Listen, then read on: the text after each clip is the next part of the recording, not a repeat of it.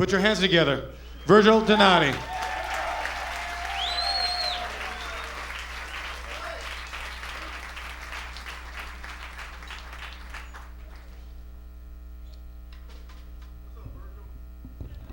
Not much.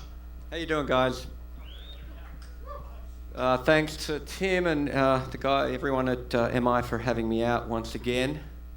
So I assume all of you, or most of you, are drummers. You've come here to study, to learn a little more about your craft, huh? Okay, so it's a pretty big task you've taken on, and there's a lot of things that we have to think about in order to gain mastery over this instrument here. You know, you've got your hands to think about, your feet, your independence, how you combine them all. And there are many levels, many subtleties within each of those topics that you have to address. All takes a lot of time, so you've really got to get down to it now. Now's the time you do it. That's why you've come here. And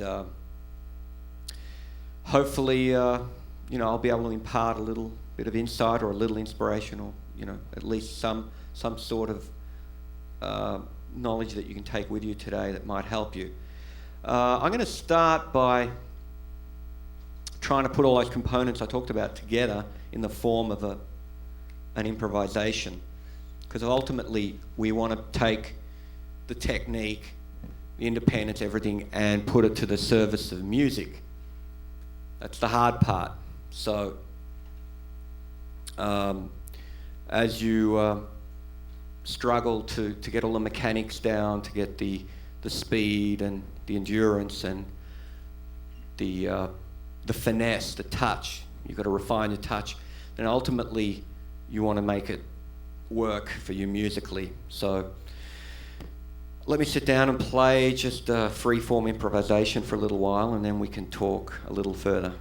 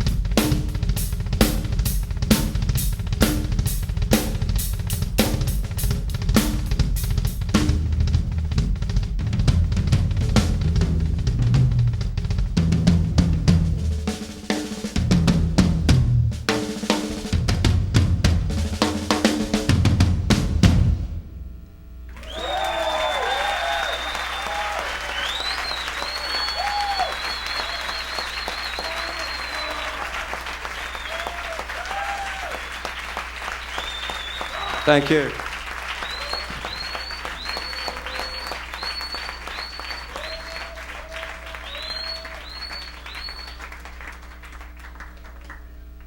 Thank you very much. I'm going to talk a little about some of the different components, some of the ideas that I used in the solos.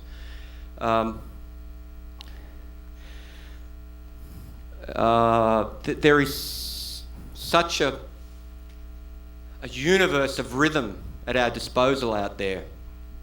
And in popular music culture, we use a very, very small percentage of that, which is great. It works, it has a specific purpose, and it's very primal to play all the basic beats.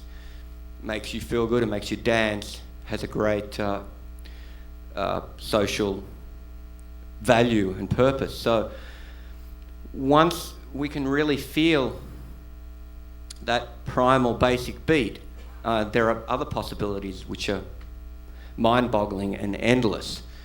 And for the serious drum set player, this is what we kind of pursue: the understanding of these rhythms and the expression of them on the instrument. Many, many different ways of going about that.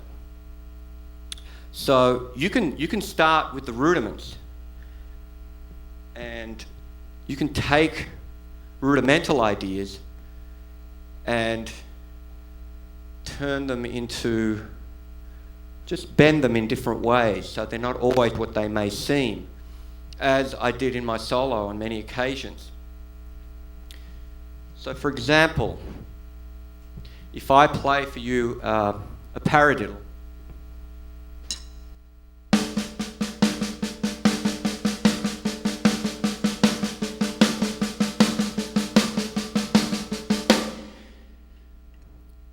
instinctively we're gonna feel the main downbeats of the paradiddle, the accents, as the pulse, the meter.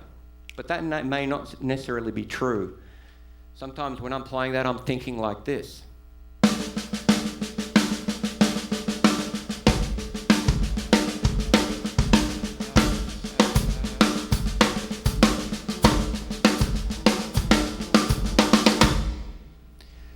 Can anyone hear what I was doing there? What was that?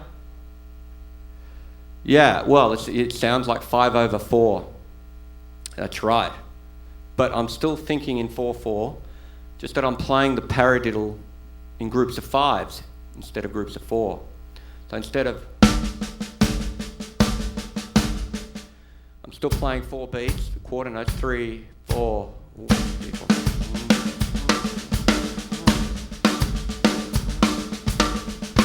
1, 2, 3, 4, 5, 1, 2, 3, 4, 5, 1, 2, 3, 4, 5, 1, 2. And that's right, because you're playing quintuplets and you're accenting every 4th one of the quintuplet. That's going to give you a 5/4. So 5 accents over the 4 quarter note beats. That's a good way to learn how to play polyrhythms too, by the way. So we have the lowest common denominator between the two. So we're playing groups of 5. There's 20 of them in a bar of 4/4. 20 16th note quintuplets.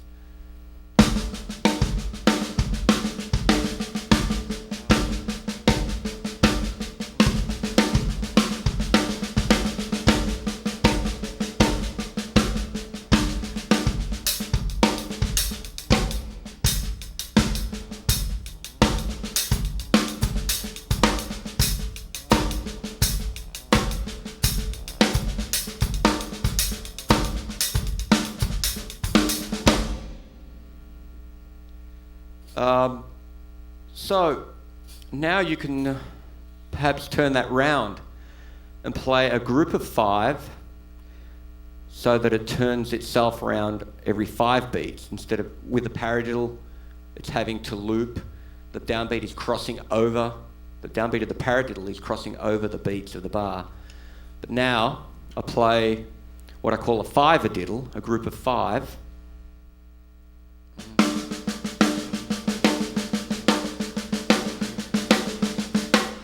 play it between hi-hat and left hand so you can hear it. 1, 2, 3, 4, 5, 1, 2, 3, 4, 5, 1, 2, 3, 4, 5, 1, 2, 3, 4,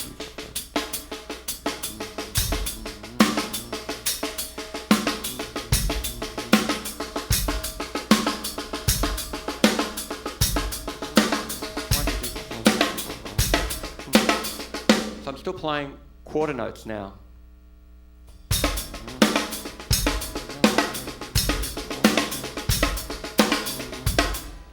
So if I was to try now and combine the two, so I keep playing the group of 5 on one side and play the paradiddle on the other side, you'll get 2 distinct rhythms.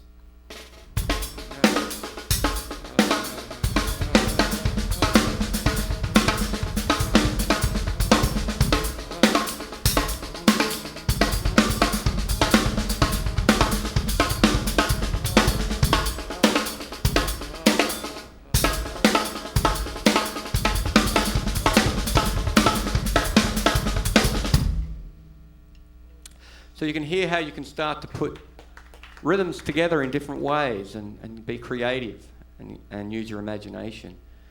There are many possibilities. So that would probably lead on to another topic, that of independence. I mean, it's fine to have all these concepts, but then you've got to put it all together. You've got to make it work between the 4 limbs. So that's why it's important from an early stage when you're learning to work on basic independence ideas and just to start finding your way around. So traditionally we had the old Jim Chapin, what was it called, the Advanced Independence book, and it dealt basically with kind of playing jazz patterns and learning to play different combinations of jazz, based on the jazz rhythm. So that's could be a good starting point. So that's your basic jazz pattern. So we need to learn to play against that with our bass drum foot and our left hand.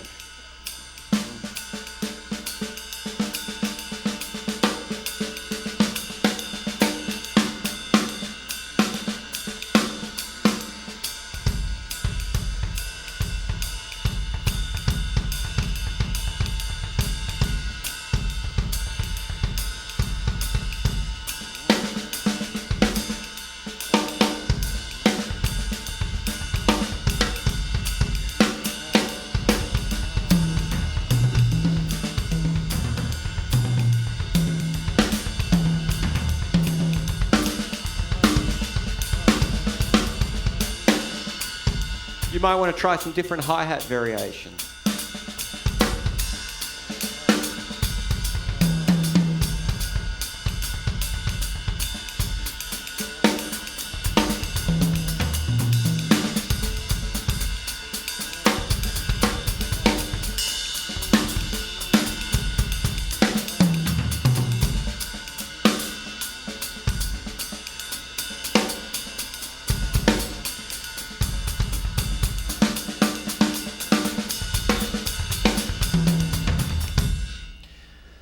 So these things have to be worked out carefully and slowly at first.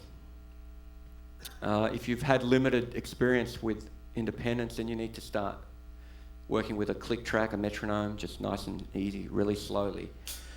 You've got to make those neural connections. You've got to understand how to separate your limbs, how to keep one part constant while the other's moving, and eventually you build your options. You learn how to put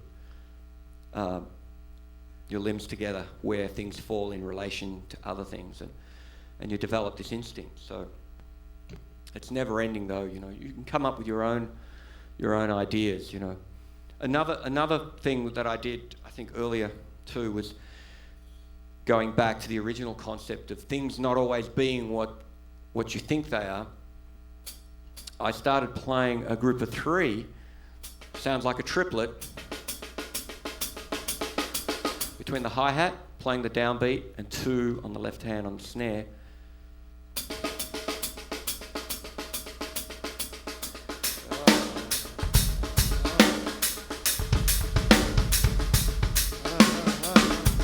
So again, in order to play something against that, you have to develop that recognition of the pattern and learn how to place different strokes with your right hand and your bass drum while that remains constant.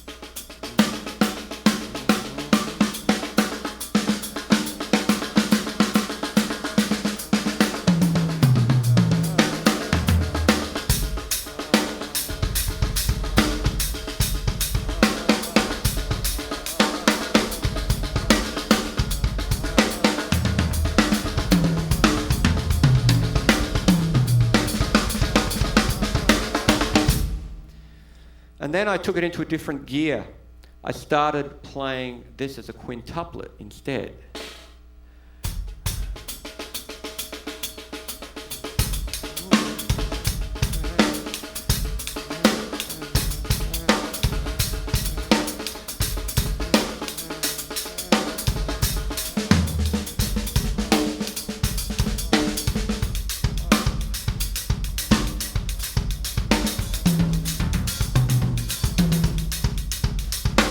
One, two, three, four. 1, 2, 3, 4. 1, 2, 3, 4.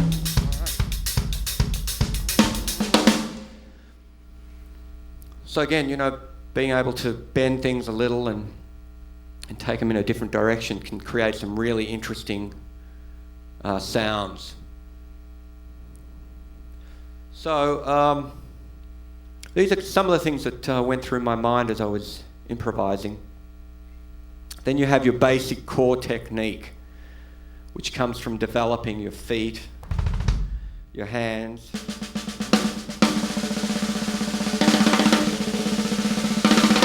and being able to play different variations around the drums. So single strokes is a good place to start, and being able to get comfortable with placing them on different drums in any combination is a good skill to have for drum set as a basic rudimental possibility around the drums. So let me just play a couple of single stroke ideas going from drum to drum.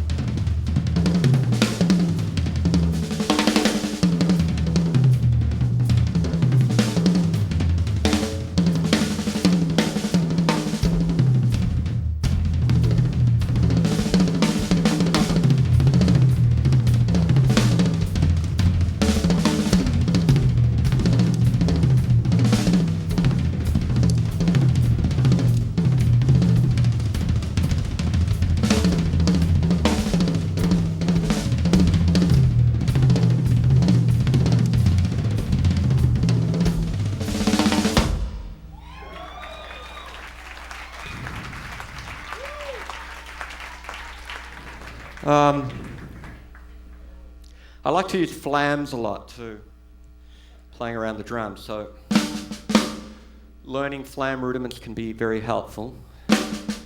Flam accent, triplet with a flam.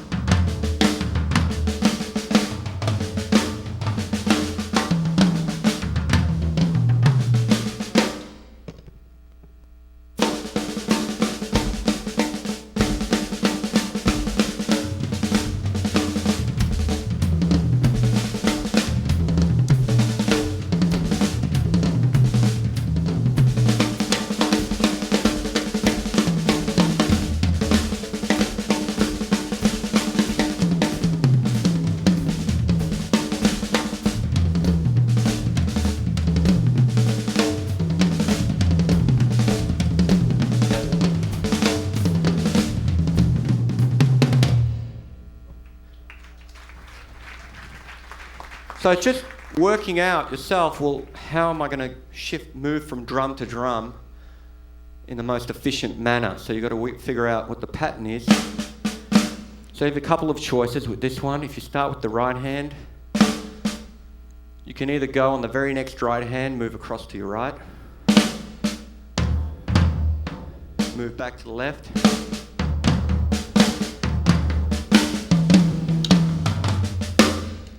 Personally, I tend to move on the second triplet, so I'll wait until the next round. So it's and 3 and 4 and 1, 3 and 4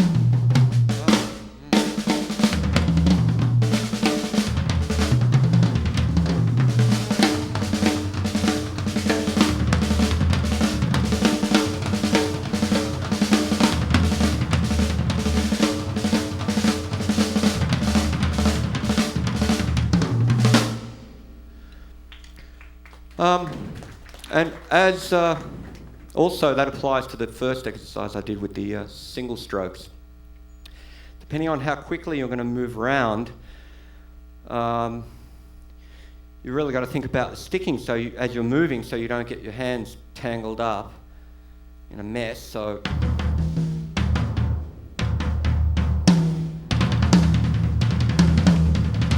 you can do cross-sticking things. So one hand's going to cross over the other, but if you're moving fast, that's not going to be a good option. So if I'm moving left to right all the time, I'm probably going to play 3 strokes on each drum, because that will lend itself to right hand playing 3 strokes there, and then left hand's ready to move.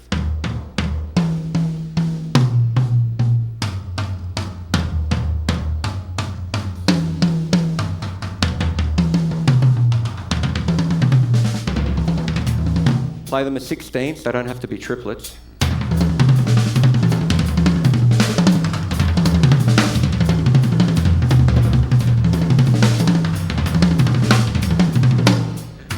Or if I'm moving around left to right, I'll play 3 down here so I can turn the sticking around. 2, 2, 2, 3. 2, 2, 2.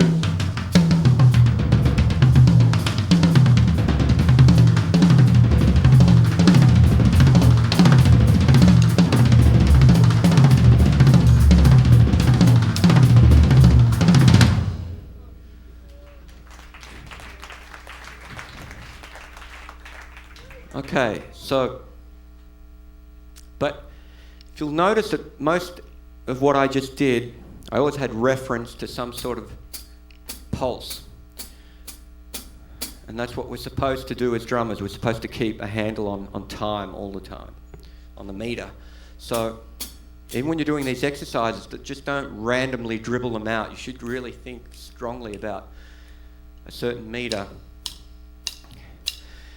That's why when you're playing all these odd stickings, groups of 2s or 3s, if you can keep counting in 4/4, that's going to serve you very well. So don't get lost in the rhythm of what you're playing and not know where you are in the framework of, a group of measures. You need to develop that discipline to count as you're doing things. And counting is just a tool that we use to really understand and keep our place in time. So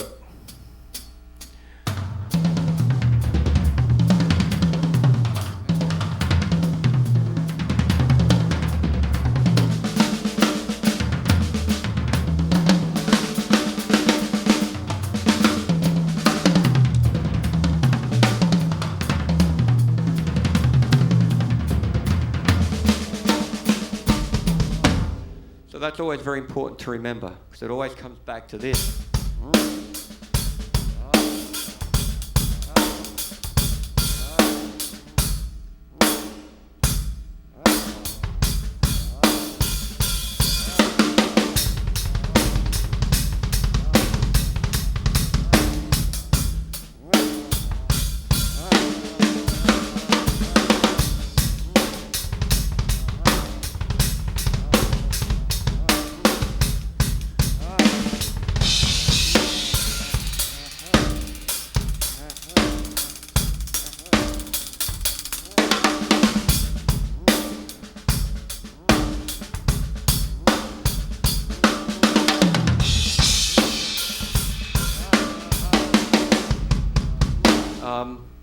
question is about double kick, and he seems to think that I've developed some sort of nervous twitch.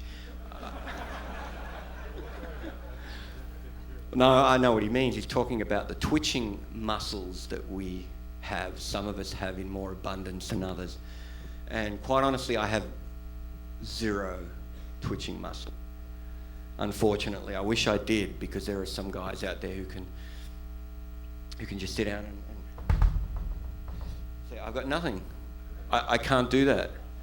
All mine is with control, but it makes it a lot harder to get that speed. What you probably saw was when I was playing doubles, perhaps. I was playing double strokes.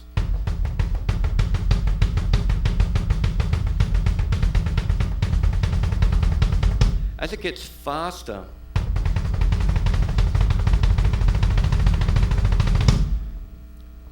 there's a little bit of sideways pivoting, and that is not practiced. That just kicks in. I think it's a mechanism to help disperse any tension that builds up with the stress, because of the speed. And you get a lot in the hamstring too when you sustain it for a while. Hamstring and the quad a little. So I think you're seeing a bit of that pivoting motion.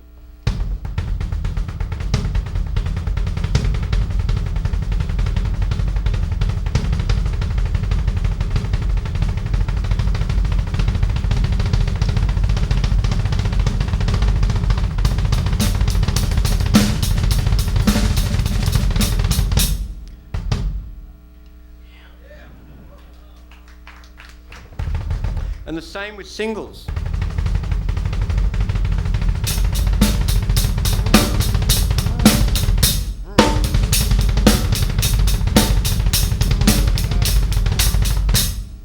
It kicks into a point where you need to, I find there's a bit of a pivot there again, because there's just so much stress that builds up in the legs. The first thing I did was, because as a young boy I'd worked on a book called Bass Drum Control, and I think it's still around. It's by Colin Bailey, and it had first few pages just some single bass drum exercises, combinations of eighth notes, triplets, 16th notes. It was like this kind of thing.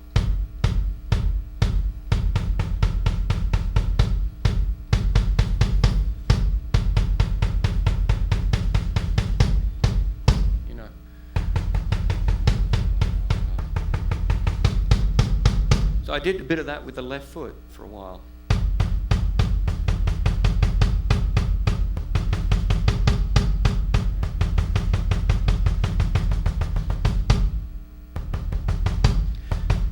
So you want to develop that kind of pivoting at the ankle. So rather than tighten the ankle and just make movement come more from the leg, which is going to be a real problem if you want to build any kind of speed. You need to really loosen the heel. Another good thing to do is perhaps even just when you're sitting down, just work on with the heel on the floor, just work on that motion with both feet. That's quite difficult. I haven't done a great deal of that playing with the heel down, but it can encourage that movement, that pivoting at the ankle. So you should try that. Well, I've been around a long time now. I've played an awful lot of grooves, from the age of,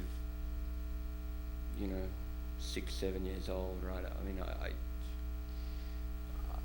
I don't really feel like I need to practice grooves. I mean, I'm practicing it. I play gigs all the time. Now I work on things that, with my limited time, things that I think challenge me and that are going to push me in different directions. I always have to work on the feet a lot. But everything I do, like I said, that's why I explained earlier, it always has a meter to it, a pulse. It has an association to the groove. So I'm thinking about the time, I'm thinking about the position of every note. And that's what's important in a groove. That's what you learn by playing a groove. It's interesting, I've had a few students, and almost always there is a groove problem with players that are not experienced, that haven't got out and played hundreds of thousands of gigs, haven't recorded much. You're still developing your ear. You think you know everything, but you don't. It's a long process. You've got to develop your ear. You've got to learn to listen. And as you mature, as the years go by, you start to fine-tune your hearing. You can really start to pick up little things that you weren't aware of before. And it's amazing how much, in the space of a measure, a bar or two, of just simple groove, how much the time, the space between each event can vary with a drummer. So the space between beat 1 and beat 2 and 3, 3 and 4, this is what we're trying to achieve. We're trying to find that pocket that feels really good and the way you place it, and it's an awareness thing. Really learn to listen to yourself. And that when you're going into and out of a fill, you're not going to rush it. You don't get too excited. There's always going to be a little bit of that, and that's probably a good thing. We are human. But yeah, I mean, that is a good point. I mean, you still have to be, because the majority of the work we're going to do is going to be in a situation where you've got to play a lot of straight time, straight ahead stuff. So it's a very important consideration. I'm sure there are a lot of subtle energies involved once we take something to a high level. And I can feel that sometimes, even not knowing where they may be coming from. But generally speaking, a lot of that control just comes through repetition, just really understanding it very well and experiencing it. Sometimes even in a practice room, you may think you know something very well. That's happened to all of us, or we learn a piece of music, or you think you know something, and then you go out on the gig or you go to the rehearsal and you don't really know it so well. So, they're all different levels of what you think, what level you think you're at, with something. And the same with that, when you're doing all those really difficult independence type exercises, you really have to become very familiar with it in order to just play it freely and openly, express it the way you want it to. Oh, okay, so he's talking about some layers that I do. Double paradiddle and single paradiddle combination. Now these are split up between the left side and the right side. So the left hand, left foot are playing one paradiddle, right hand, right foot are playing the other. So in this case, we have a double paradiddle, which is like a 6 feel. 1, 2, 3, 4, 5, 6. 1, 2, 3, 4, 5, 6. 1. So everyone knows what a double paradiddle is?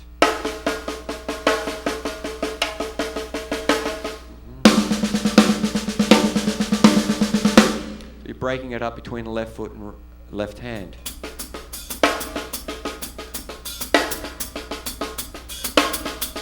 The right side's playing single paradiddle.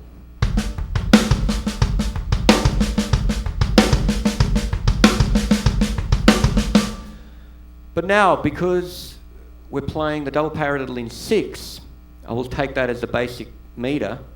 Single paradiddle, you have to feel it in 6. So it's not 1, 2, 3, 4. It's 1, 2, 3, 4, 5, 6. 1, 2, 3, 4, 5, 6. 1, 2, 3.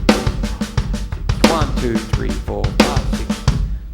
So when you can feel that, you can try and put it together. 1, 2, 3, 4, 5.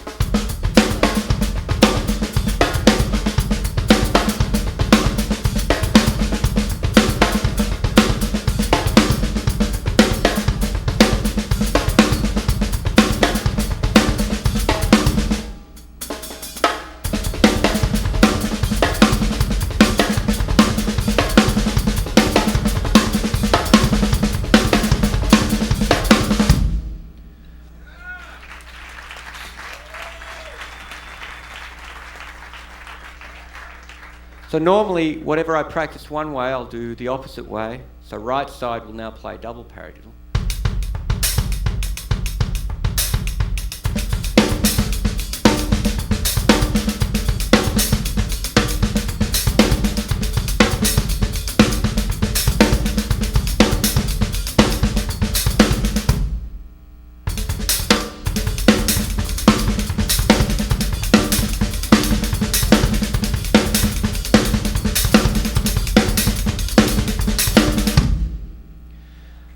Okay, that's step 2.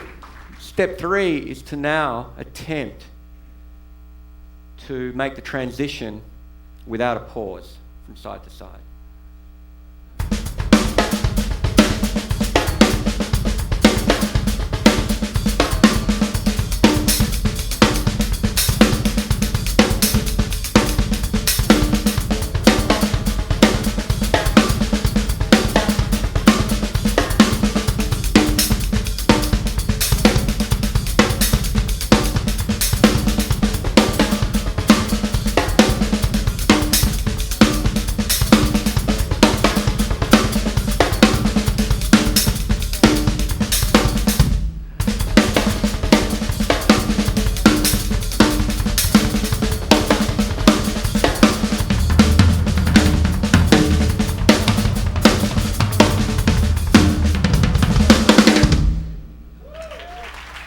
Thank you so much for coming.